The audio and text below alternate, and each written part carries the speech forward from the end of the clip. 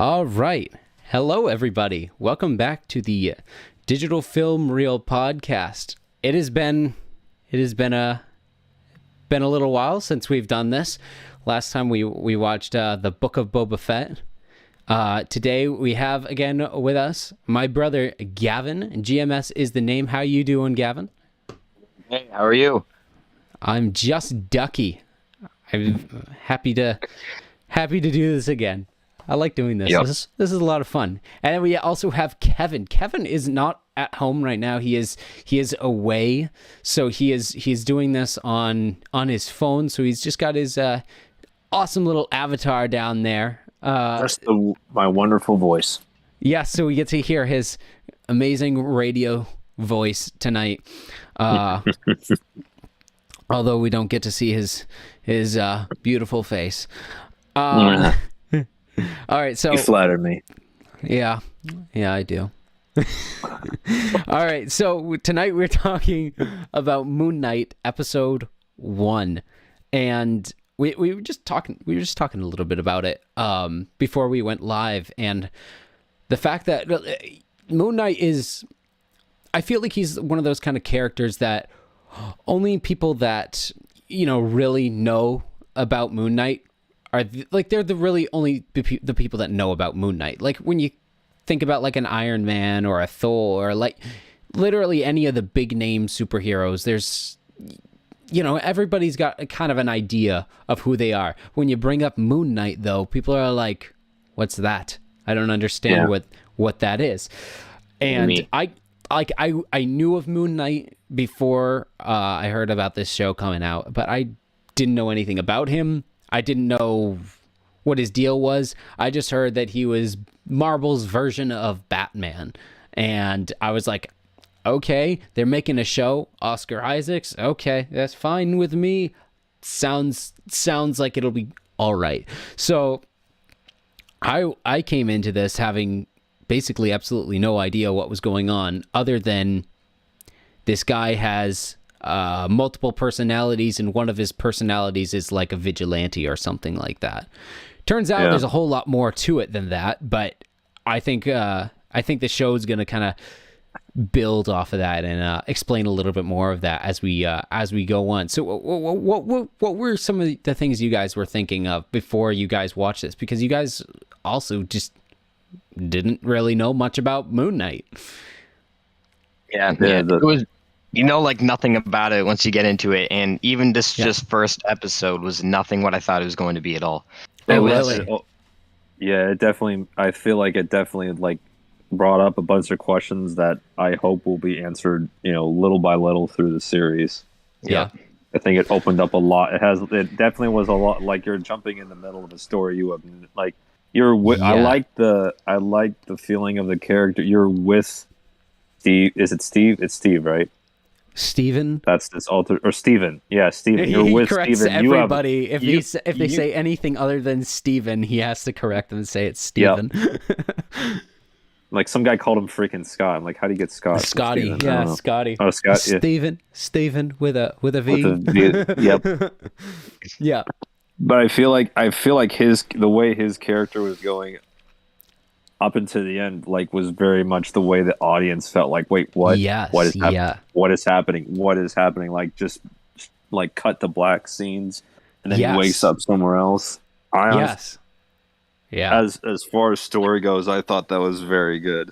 When I watched the trailer, and you can kind of piece together that he keeps waking up in bed and things like that. Yeah. And you're like, okay, when I watch this, I'm going to get it. I'm going to grasp it. I'm going to understand it. But even when you come into this thinking that that's what's going to happen, it doesn't.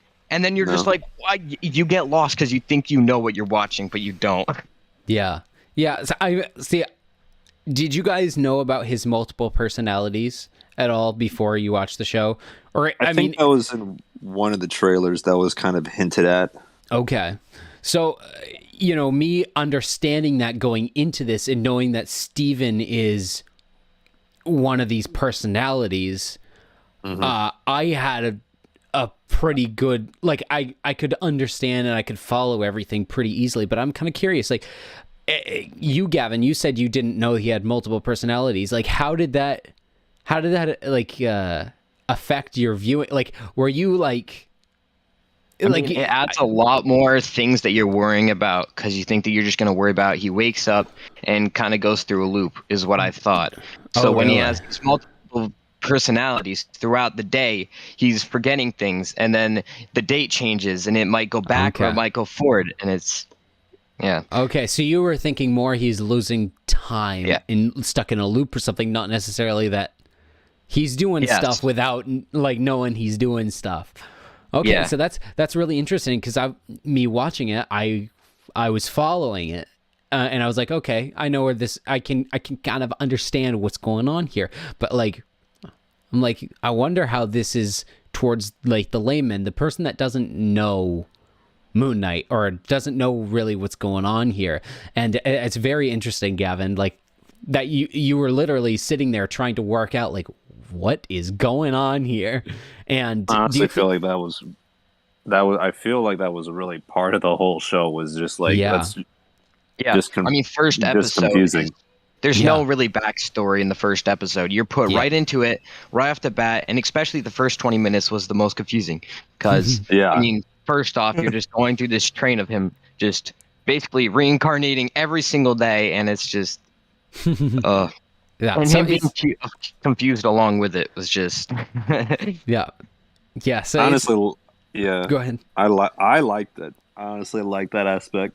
I feel like they took the unknown character and they went with that. Like, no one knows who this is, so you have a character who doesn't know who he is, and you just have like a little bit of like dipping into like, am I crazy? What's going on? Yeah, and it's like, just let me have control at the end. It's like, there's also okay, now I get to see it. Periods where he's like, he goes off and insanity happens. There's so much craziness that happens, and then he wakes up and he's like, oh, it was all a dream.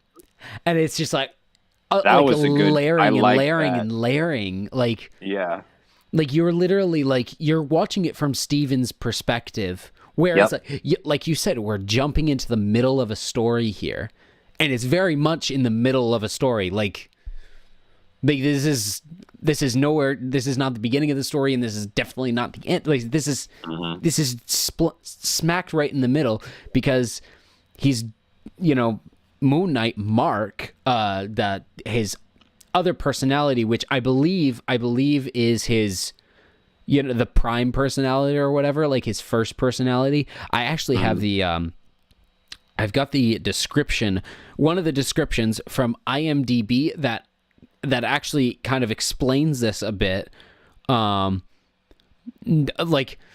almost like if you take the multiple personality stuff out of it, this explains kind of the story. I don't know if you guys want me to read it off, or if you guys want to just let that be and let them explain it in the show.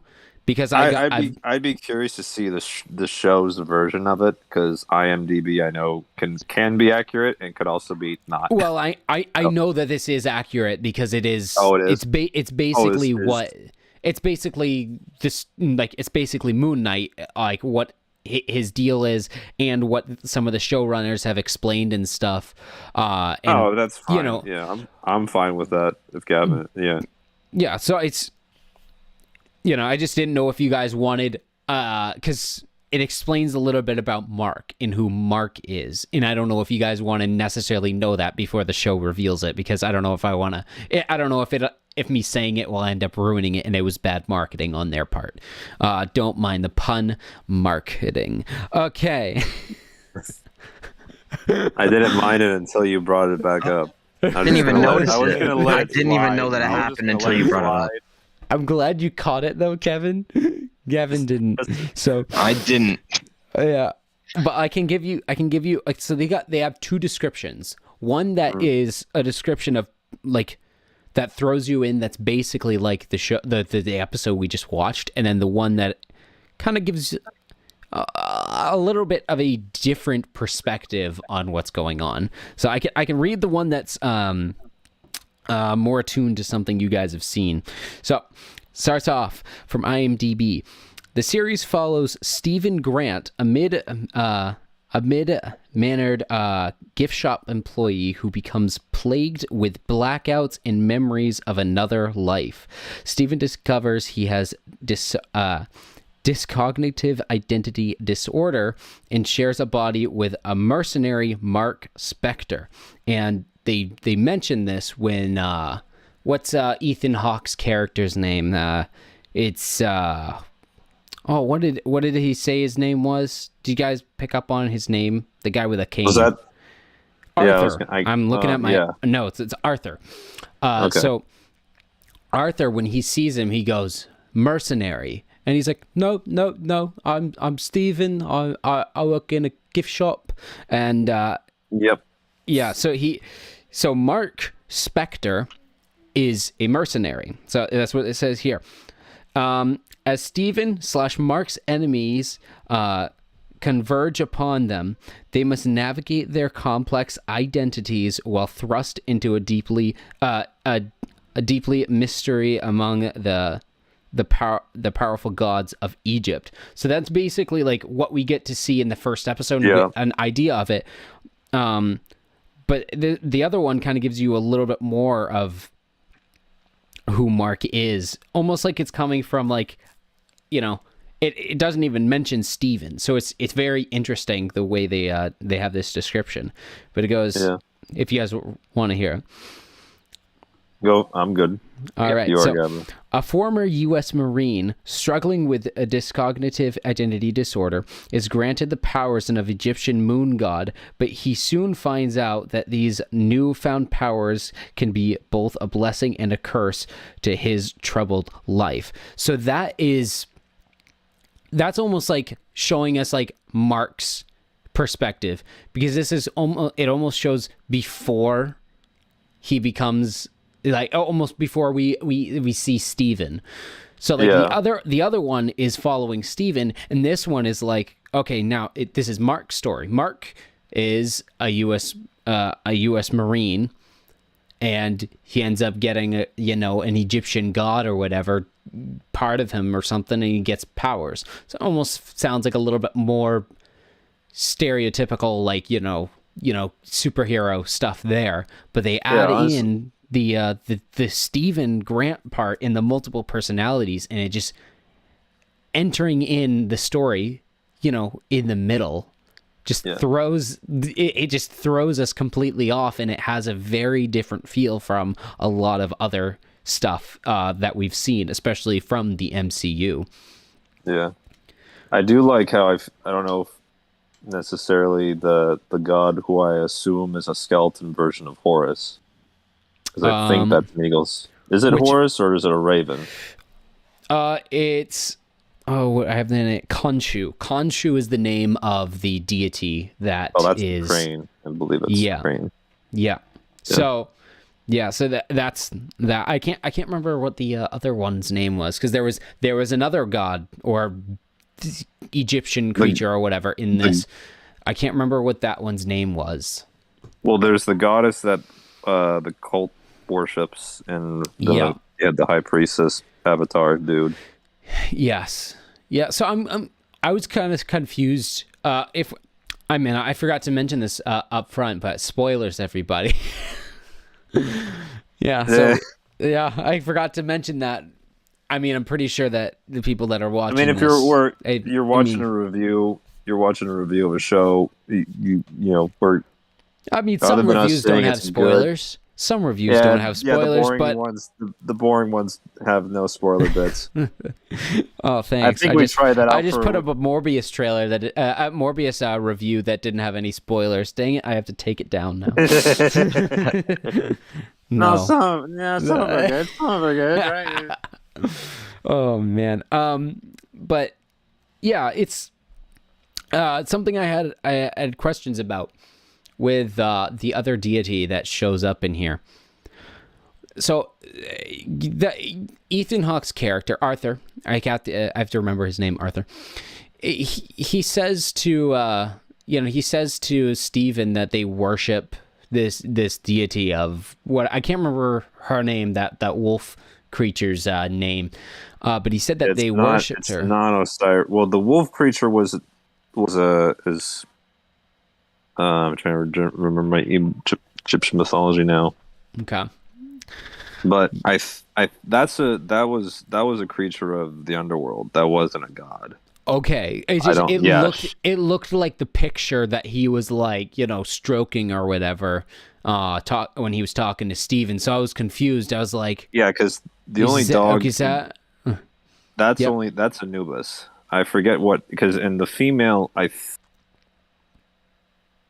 there is a female goddess also, but she's like a regular woman, and she's also she's the like she's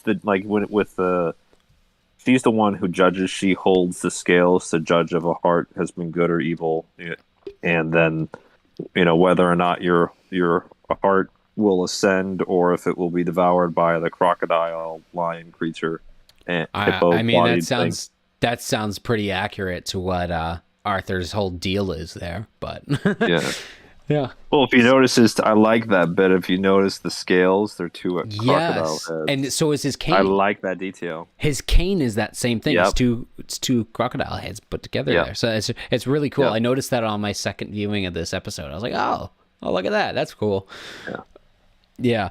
So I was confused by that. I was like, okay, so Moon Knight just beat up their god. What's going on? I was like, that was easy. I was thinking that is a minion, kind of that makes a lot more sense. Weird version of it. Yeah, but I did like that creature. I like that whole scene. I think this series has done a pretty good job at it's like a horror thriller, like mystery Marvel superhero thing. It's a whole bunch of things all put together in one, and I don't think either of you guys have seen Morbius, and I don't think almost anybody will, but that is kind of like them trying to make a superhero horror movie gone wrong, and this is, I think, doing it slightly better. Like, when I say slightly, I mean a lot better, but it's not necessarily leaning into the horror bits that much, but I think the stuff that it has done so far, like the elevator sequence, I think that was really well done.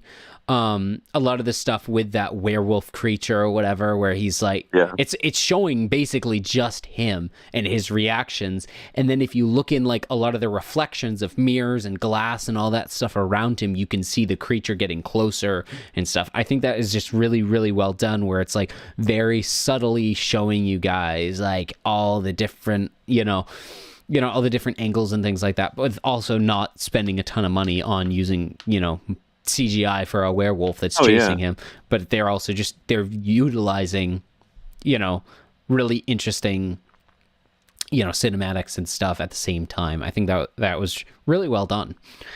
So let me see what else do we have here. Some of the camera angles, I don't know if you guys were picking up on this at all, but especially towards the beginning where Mark is like interacting with like his coworkers and stuff, the camera angles are very strange. They're like way down, like they're really low and kind of tilted, and everything feels off. Everything feels very like something's not right here. I think they set up the vibe correctly. Yes. For all the just weird, he's going crazy, and it's just awkward, and he's like, what?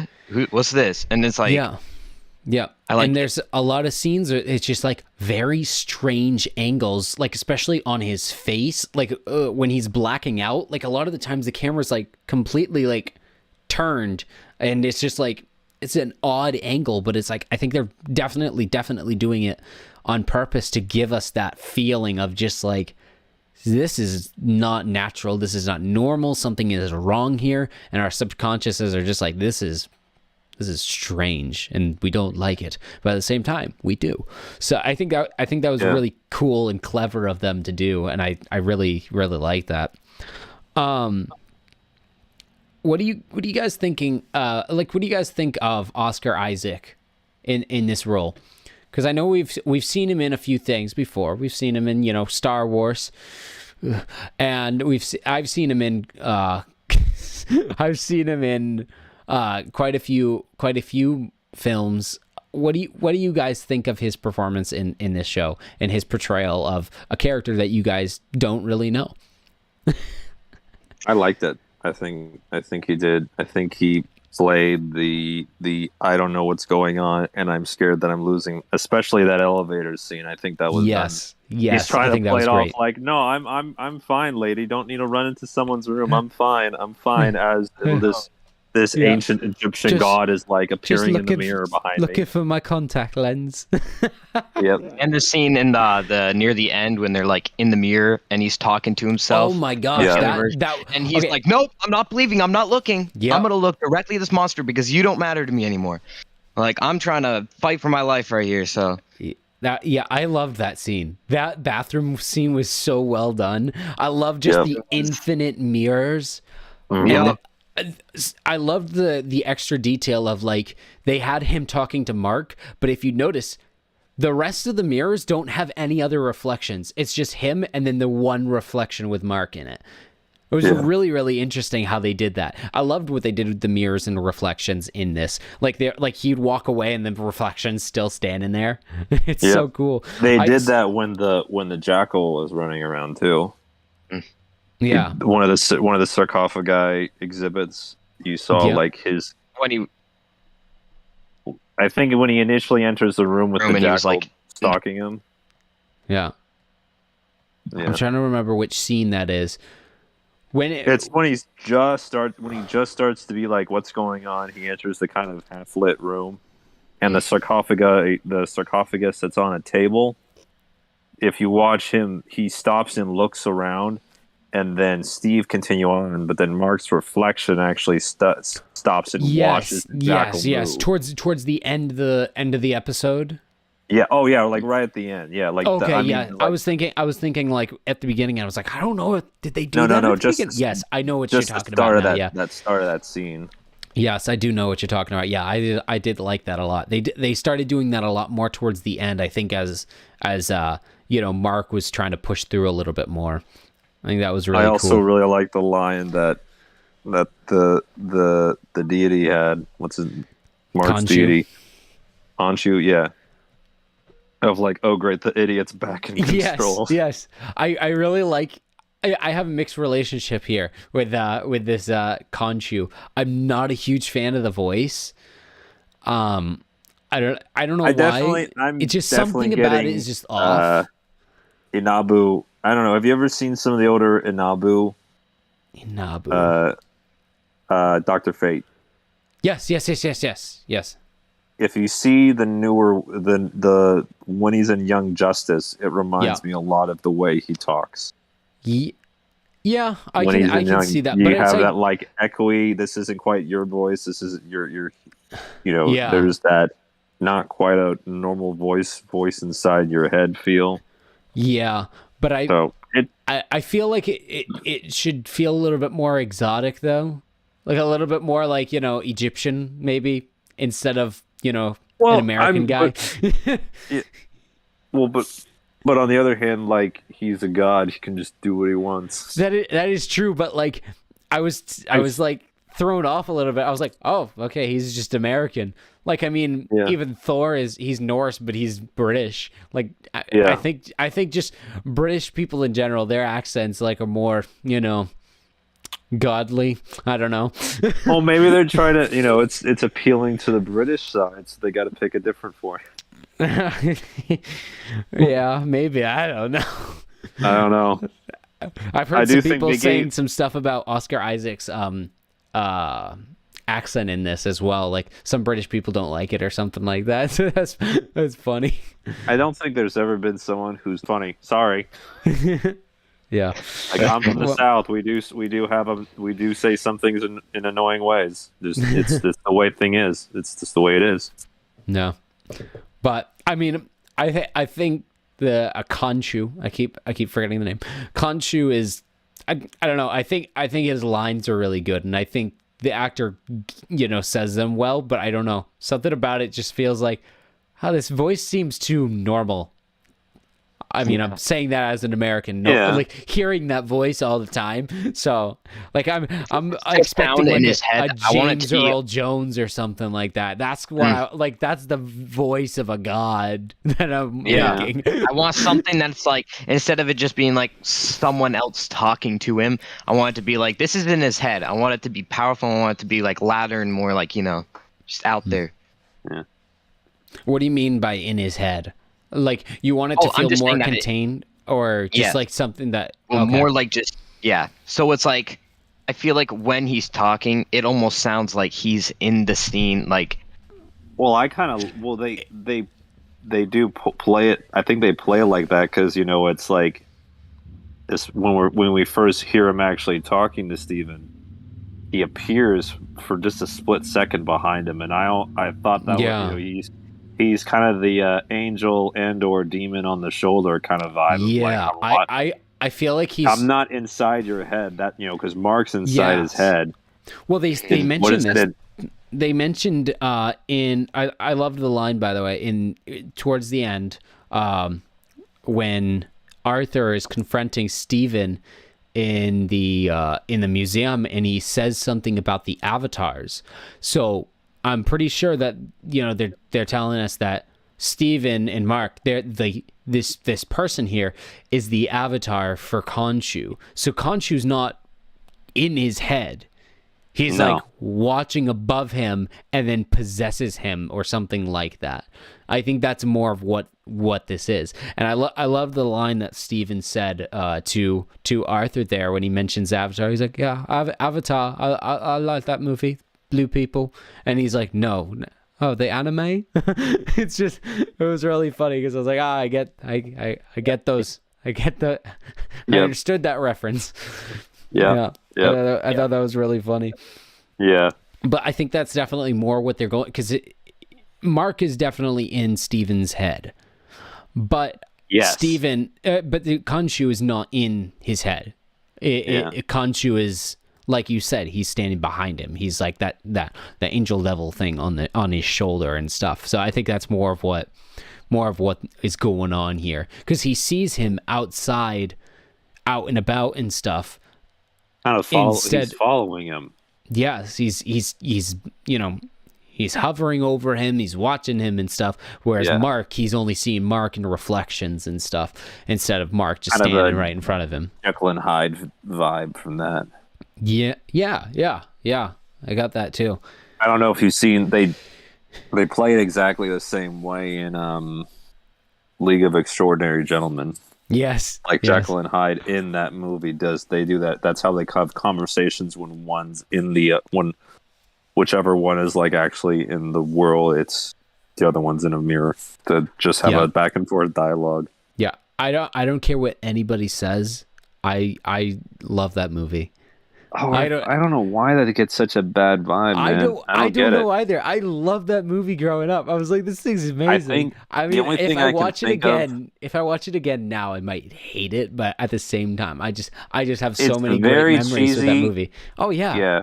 That's the appeal there.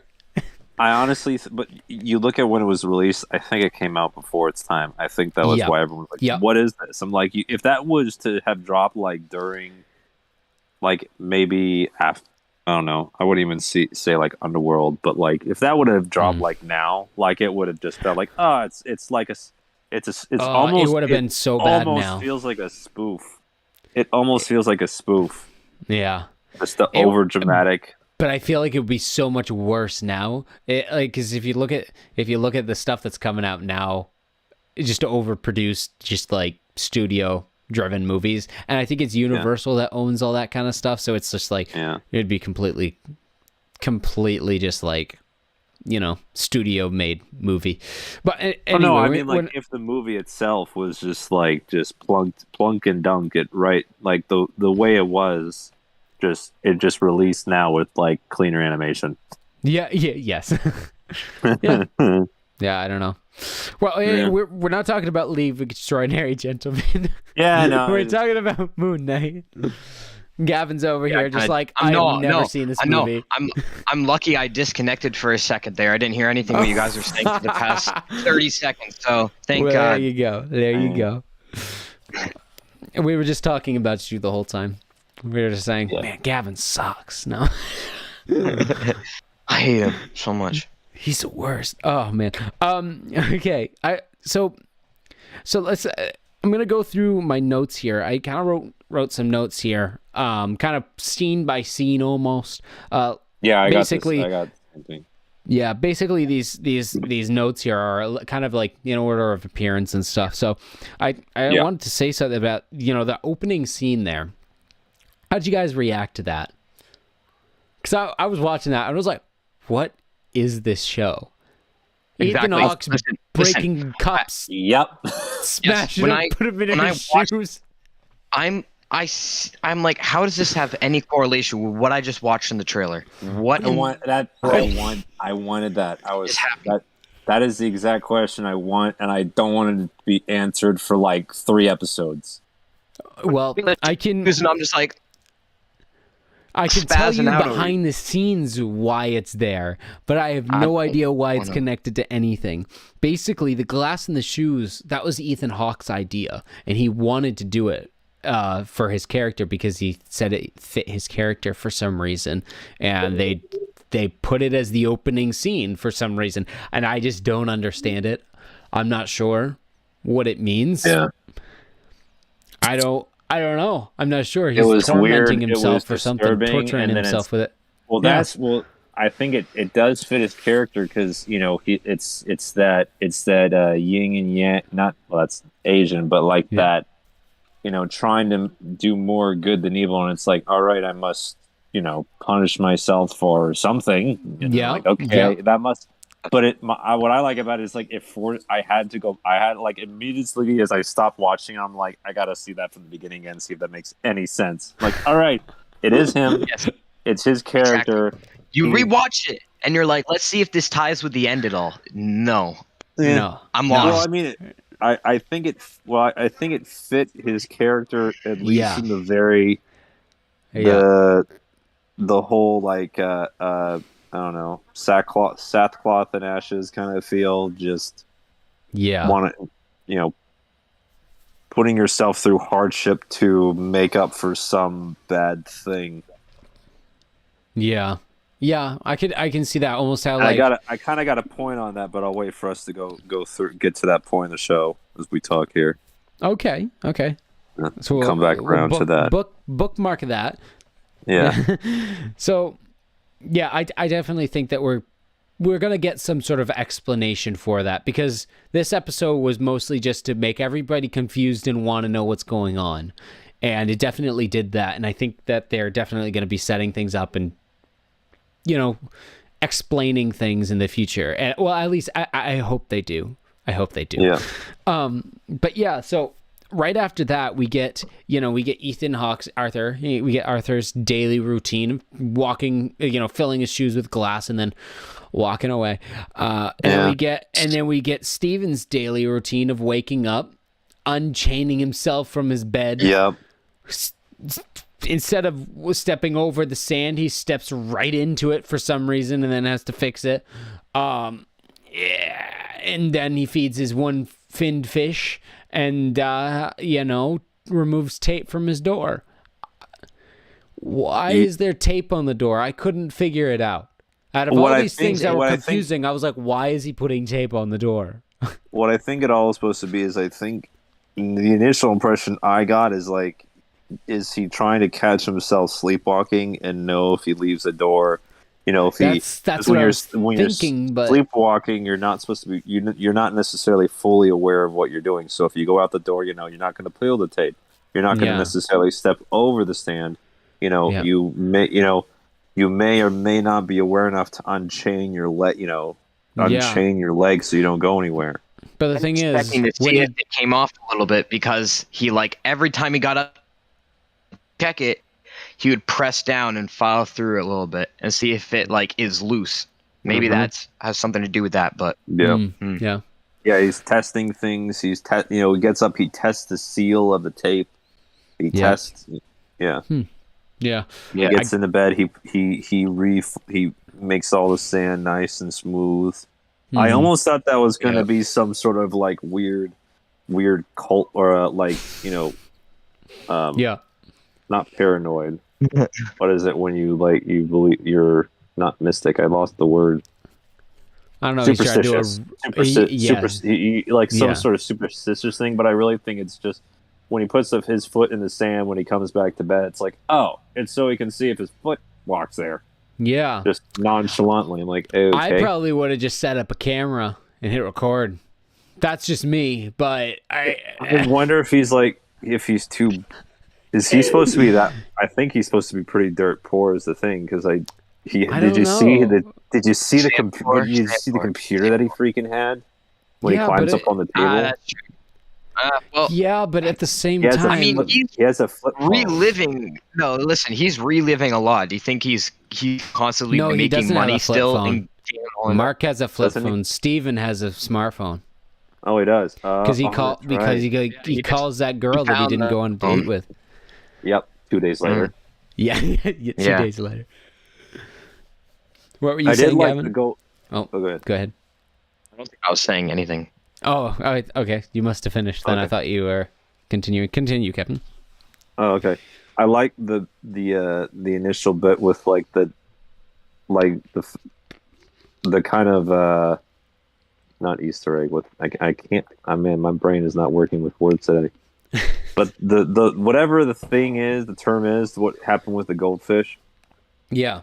That this is a sign that somebody aware of what's going of his situation tried to cover up the fact that he was actually gone for 2 days in freaking Switzerland or whatever. The fact that he's gone for 2 days, his fish dies, and he tries to play it off as your fish is fine, your fish is stuff's normal. So that to me, okay, whatever is happening in his alter ego, he is very much aware, just hanging a lantern. That's the word. Hanging a lantern on the fact that he is very aware of his alternate personality that's there. See what I'm saying? Like the other one, Mark is aware that Steven has another. Mark, okay, yeah. Yeah, Martin. Well, not only that, okay, I need to put myself in the same situation as that when I woke up, but Mark he asked that girl out as well. Yeah, that was. I don't know where that's gonna go. That was interesting. I'm very confused by all of this. I think where are you going? That was. Okay, Mark was someone else. This other thing's happening. He doesn't. But what the goldfish showed me, at least. Mark is aware of what Steven does on a daily basis. Yes, but also Mark went to the fish store or the animal store, what the pet shop. He went there because the girl had said, you were in here yesterday, and he's like, I wasn't in here yesterday. So I don't know what that means, because if they were supposed to be in the Alps... Well, I mean, he could have got. I'm confused. I think the whole I'm curious to see how they play out the blackout stuff, because you see him sometimes it's when he gets hurt, sometimes it's when his adrenaline kicks in. Mm-hmm. Or he just kind of gets forced. He got forced out of it a couple times on the road chase, which was freaking awesome. Yes, hilarious. I feel like a lot of that, when he's in the middle of a fight or something that is happening like that, I think that's Mark being like, I need to get through, and he does. I really like that initial, when he blacks out, when he's, or the second time he blacks out. No, the first time he wakes up and he's jaws all broken, and he's fixing he's like, what the heck? Yeah. And then he just waves to two guys in Finland or whatever. Yeah. Hi, how are you? What are you doing? Shoot him! Wait, what? Yeah. What? Yeah. So, and I'm pretty sure that was Mark doing his thing. Mark was off doing something, and I'm pretty sure that window was broken. I'm pretty sure he ran and jumped out that window, and he landed. And when he landed, Steven bumped to the front or whatever, and he was the one who woke up instead of Mark. I think you're right. That makes sense. Yeah, I think it also. Go ahead. That also plays into like you see in a car chase is like when things are getting deadly serious. Mark kicks in, and then when things settle down for a minute, Steven comes back, pops back up. Yeah. Which makes for some really, really, really funny. Like, I have a gun. What's happening? And then, he threw the gun at them. Did he just throw the gun? Yes, that was so good. I was like, oh my goodness. But yeah, he turns back. The guy's got a bullet wound in his head, blood pouring down his face, and he falls out of the truck. Yep. And he's just like, ah, so awesome. I also just a personal thing with, I don't think Hollywood quite understands physics. I can understand, yeah. Well, when the Nissan, I think it's a Pathfinder, pulls up to the inside of the cliff road and starts trying to push him off. Like, okay, that makes sense, and then like the Beamer comes along the other side, and I'm like, one, why are you getting in the way? Two, you can't do anything. Yeah. This little, I don't know, sedan is like, okay, you can shoot at him, but why are you ramming into him? You weigh probably less than half of what that freaking thing weighs. Yeah. I don't even know. I'm not sure. I don't even know what their goal was. Were they trying to knock him off the cliff or just catch him? That's what I thought. Well, that's what I thought they were, because they were trying to get the scarab. They were trying to get the scarab, not necessarily kill him. Yeah, but if they knocked, they were shooting at him. Yeah, but if they knocked the truck off the cliff, like definitely they could lose the scarab. There's potential of it. Find it eventually. Yeah, just gotta send all those little cronies. It's combing the desert scene from Spaceballs. Oh, jeez. That's gotta. Yes. How's that work? Just walking around. Yeah, but how do we get onto this? Oh yeah, him blacking out. Yeah. Yeah, there's a lot of interesting bits in that whole chase sequence there. There was a lot of like, ooh, CGI doesn't look too great. I don't know if you guys noticed it or not. I was gonna point that out. Something, I don't know. There's just something off. There's a lot of the I don't know, something about it just was like, ooh, that doesn't blend well with the scene there.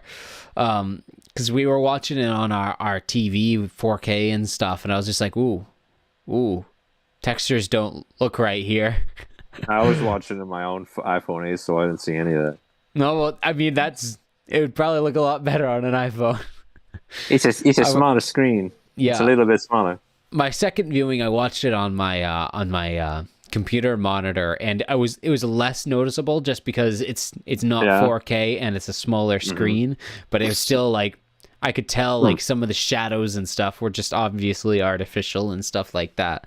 But I mean, for a TV show, it's much better than like the stuff that the CW gives us and things like that. So it still looks really good, but it's I don't know. Compared to I think some of the other Marvel shows, it doesn't quite look as good. Yeah. Like I think like Loki looks fantastic. Oh yeah. Like, but this compares to it, it's just like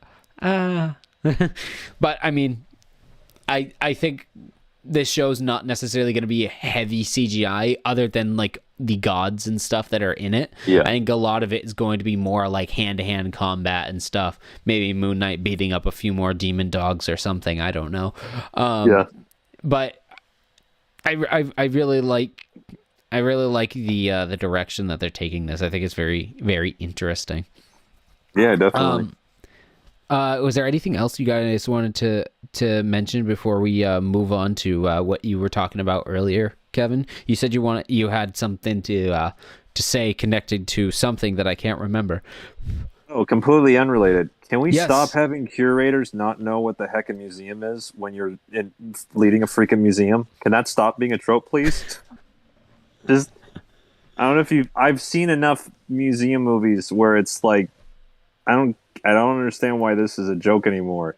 You're not going to have a job in a museum and not know Egyptology or basics of art or what you're basically the whole industry that you run. You wouldn't want a job there if you didn't love Gosh. Yeah.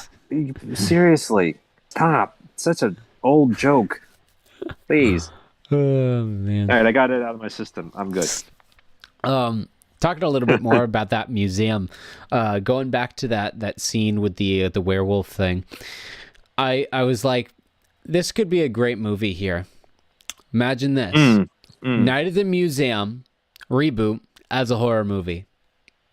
You just literally have Nightmare of the Museum. Yeah, Nightmare at the Museum. All you got to do is change. Perfect. Wow, you guys are geniuses. Well, really, you don't even need to do anything. You literally just have to change the attitude. You just have to change the character from someone who's like. We need somebody to recut Night at the Museum a bit, and then they add this scary music to it. Museum. Moon Night of the Museum. Moon Night of the Museum. Oh my gosh! Somebody needs to make a poster of that. Just put Moon instead of in the front of Night at the Museum. There you go. That would be amazing. Yeah. Moon Night at the Museum. Oh my goodness. Oh, so the part I was talking about earlier. Yes. With Arthur and his gathering of worshippers in this little Dutch town somewhere in the middle of the Alps. Yep. It was an interesting bit, and I'm curious to see where they take it, because you had the cutting of the weeds before they grow up and but then you had the scene with the older woman, like, I've done all good, and he's like, I know you have, but maybe this is something you'll do because of something you would do in the future. And I'm like, how is that judgment? Yeah, right. How is that? Like, if you would have not died today, you would have done something wrong. I'm like, that's not judgment. Yep. Like, please talk on this point as we go through why this is the villain. That's not judgment. Yeah. I don't know. So, I'm wondering I honestly hope they don't brush over that fact, because I feel like also the fact that you get like a green light, red light, which is very much a modern thing on this ancient tattoo, I thought was kind of funny. Wait, what are you talking about? Green light, red light. His tattoo changed colors. It did? Did it? Yeah. Yes, I remember now. Yes. Okay, yes, green. Oh, I get what you're saying now. It's very much in a modern thing. Forgive me, I'm a little slow. Yeah, so yes, I know what you're talking about now. Yes, yeah. It did glow, didn't it? Yes. Yeah. I'm pretty sure they're going to explain that somehow. But my theory on that is he's not killing. Like, he didn't kill her. Whatever deity that's giving him that power definitely is like doing something. Oh yeah. I don't think it was murder or anything. I think it was. Unless, I shouldn't say it wasn't. I don't think it was him. I definitely think he's talking about avatars. He sees himself as an instrument for whatever Egyptian goddess he's worshiping. See, after it happens, and after it's complete, he gets down on his knees and he's just like, oh, that's so sad. It's either that or he's putting on a show. Yeah. I don't feel like that. Go ahead, Kevin.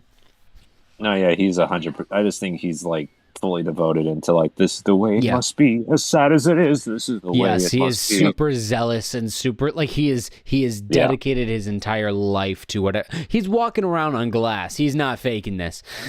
Yeah. He's fully committed. Yeah. Yep.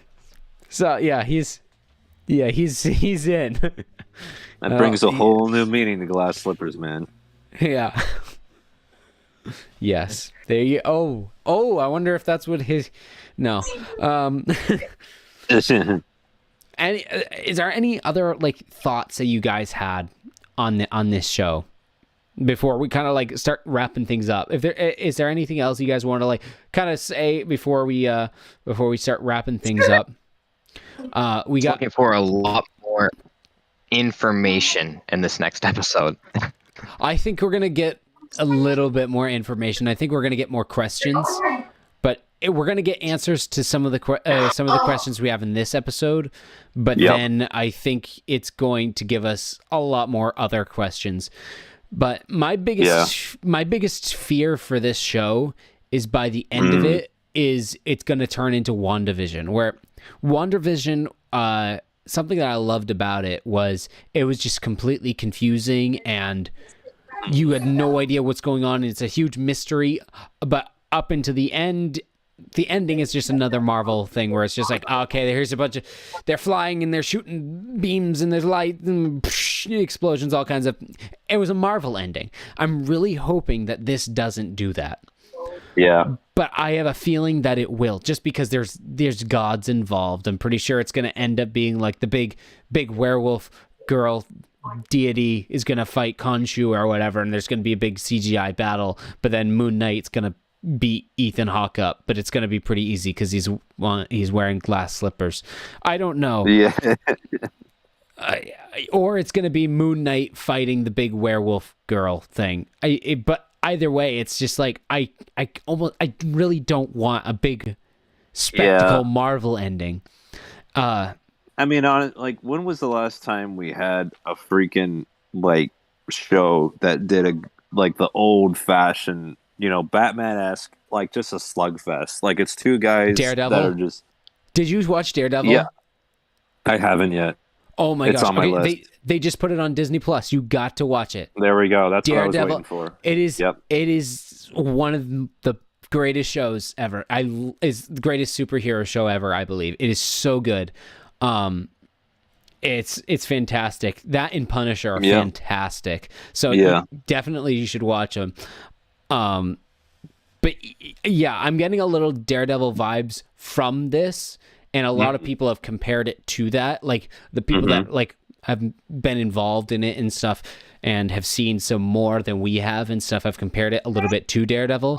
But I feel like it's a little bit more MCU than Daredevil is, where Daredevil is very much grounded, and it's literally like two guys beating the crap out of each other, whereas it's like, Moon Knight's beating up CGI werewolf. So it's like, I'm really hoping it doesn't become too much Marvel, because like I love Marvel stuff, but when it becomes too much Marvel, it starts taking away a lot from what the show actually is. Yeah, I feel like, I mean, they could do that, but I definitely feel they at least in the offset, they definitely put in more the direction of being a very gritty, a very, not really tied down as much as Daredevil is, because, okay, we're also, you're the avatar for an ancient Egyptian god. Yes, the whole premise is you can't be just grounded with the premise of it.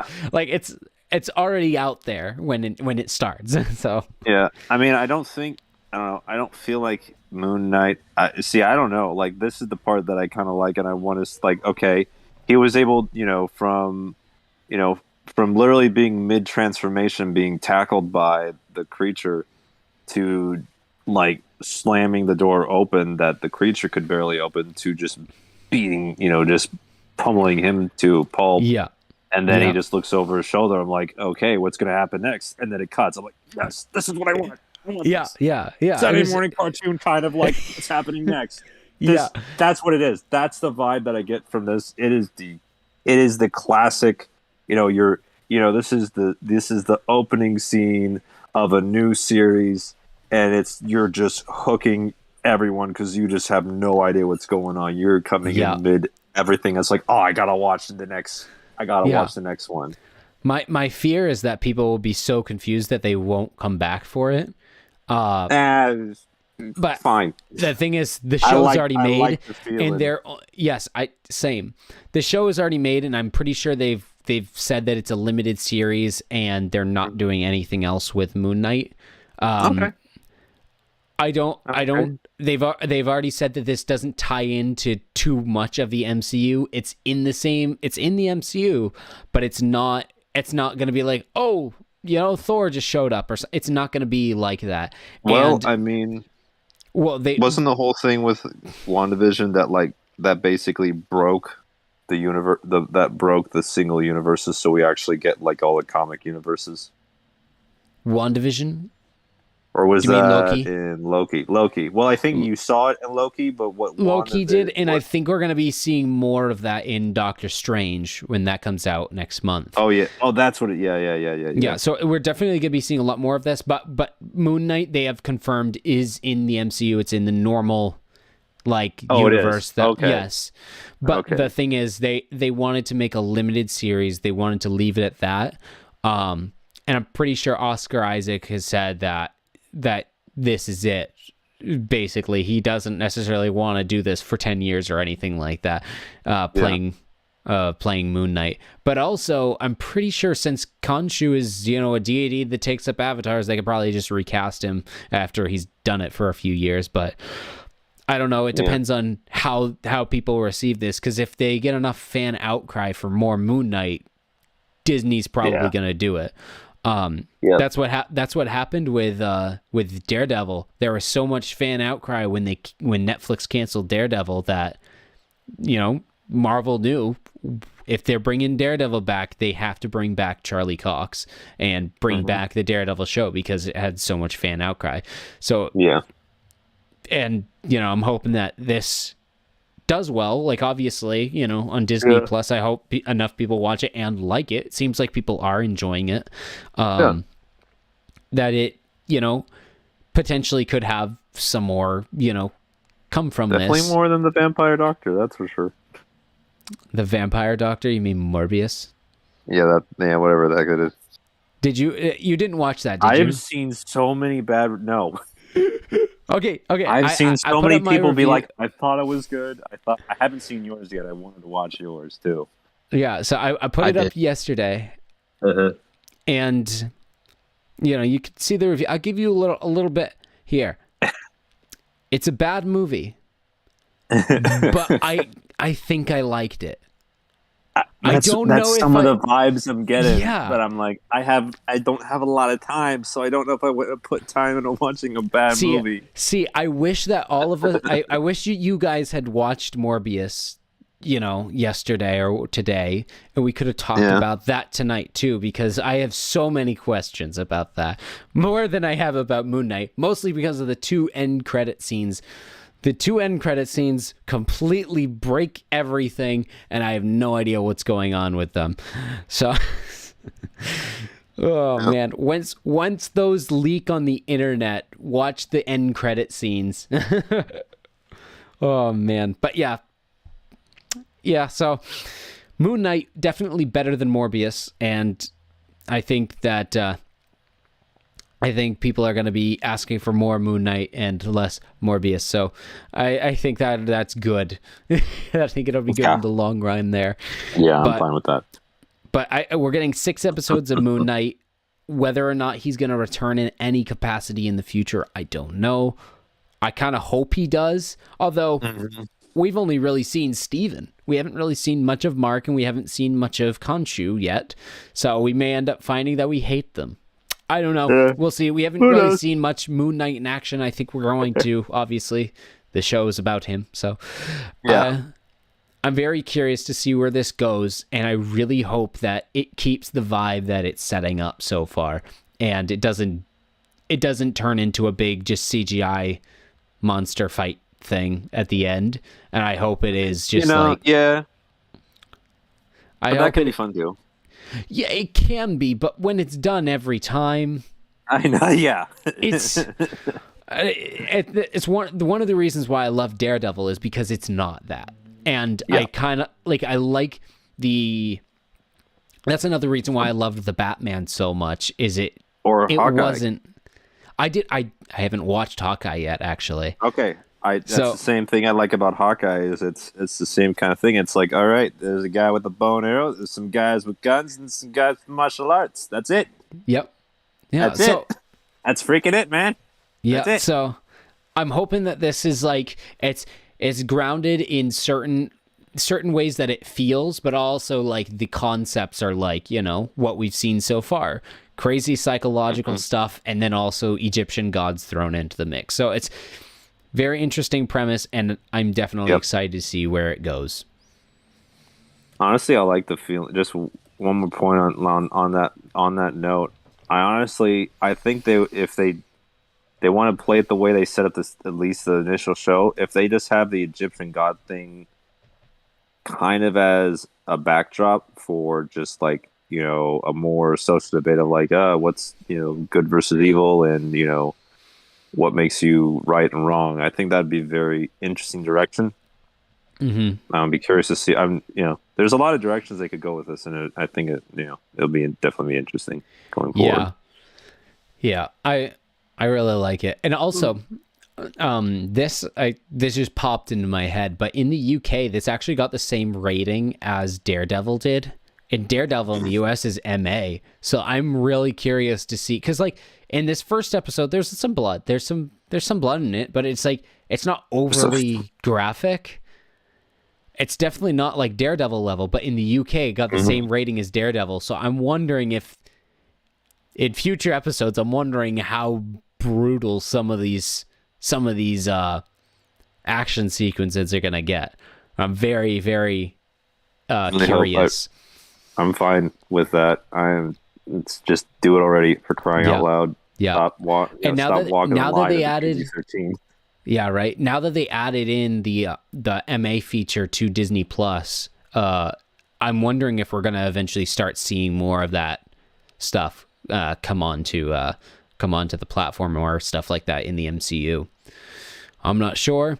We'll see how this does, because this may satisfy that, like, the people that really want that. This like may Daredevil, be like they're dipping their toe into that water, Yeah, because they have said that this is they're pushing it as much as they can on this, is what they've said. So yeah, didn't see too much of it. When we saw a lot of the fighting, it was him beating up a dog. A CGI monster dog, but it was still a dog. But it's like, I wonder if we're gonna see him do that to people too. I don't know. The poster has him holding his moonerang, or whatever you want to call it. It's his what do you call it? Knuckle. Brass knuckles. I don't know. It's a kind of, sorta. I don't know. It's batarang type thing, but it's a moon. It's a crescent moon. Oh yeah. And on the poster, it's got blood dripping off of it. So I'm pretty sure he's gonna kill people with that thing. So I'm very curious to see how far they go with this show. Yeah. Well, anything else you guys want to say about Moon Knight episode 1? That's it. Are you? That's all you got, Kevin? That's all I got, man. All right. Well, I don't know if anybody is watching this, but it is up on YouTube, and you guys can go back and rewatch it from the beginning if you guys want. And if you guys you could like the video, subscribe, share this video for our help. That helps the channel out a lot, and all kinds of stuff like that. So that would be extremely helpful. Gavin, is there? Yes. Did I not say like? Did I must have not. Like the video. You did. I did say. Well, I'm saying. Did you say share and subscribe? Share it, like it, subscribe, click the notification bell. Every single thing, everything YouTube wants you to do that thing that they say, so you can watch more of our videos. Do it twice. Yeah. No, don't like it twice, because then he'll click it off. Like it 3 times if you want it. Like it, and then he'll click it again, and he'll go away, and then you like it again. Make sure you get it that 3rd time. Is there anything you guys want to promote, Gavin? You got a YouTube channel. Where can people find you? GMS is the name. I know a lot of people get confused and think I'm saying GMS like is the name of the channel, but it's G the name. No spaces between them. Yeah. All right, you were GMS cutting out. Is the name. Yeah, so GMS is the name of the channel. Okay, and you do all kinds of reactions over there. You just did an April Fool's prank that I thought was hilarious. You said you were quitting YouTube, and I was just like, yes, finally. And then I watched the video, and you said April Fool's, and I'm like, no, come on. I'm kidding. Yeah, and I also I just posted like a 5-minute video. It's a movie. Basically, You guys can go check that out. Yes, what was that called again? I'm drawing a blank on Lost in the Woods. Lost in the Woods. basically. What is the premise of that? Well, just me and my friends went out in the woods, ended up getting lost, and filmed basically our entire journey back, getting chased basically by animals right on our tails. So yeah. Awesome. So you guys can go in and check that film out, the documentary film there on his channel at GMS is the name on YouTube. And Kevin, how about you? You got any socials you want to plug here? I got a Twitter I sometimes use. I also have a Twitter I sometimes use. I'm on TikTok, voice, the number 4, the radio. Voice and I've got for the radio. A couple new skits up that I did somewhat recently.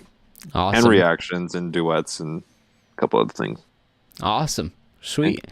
And you guys can follow me at Digital Film Reel on Instagram and Twitter. I barely ever post anything on Twitter, but I try to keep up on the Instagram, post a couple times a week with all kinds of news and updates and all kinds of stuff like that. My wife just had a baby, so I've been slacking a little bit on all that just because of all the craziness that's going on here. So I'm trying to get back into the swing of things as, life is getting a little bit more back to normal.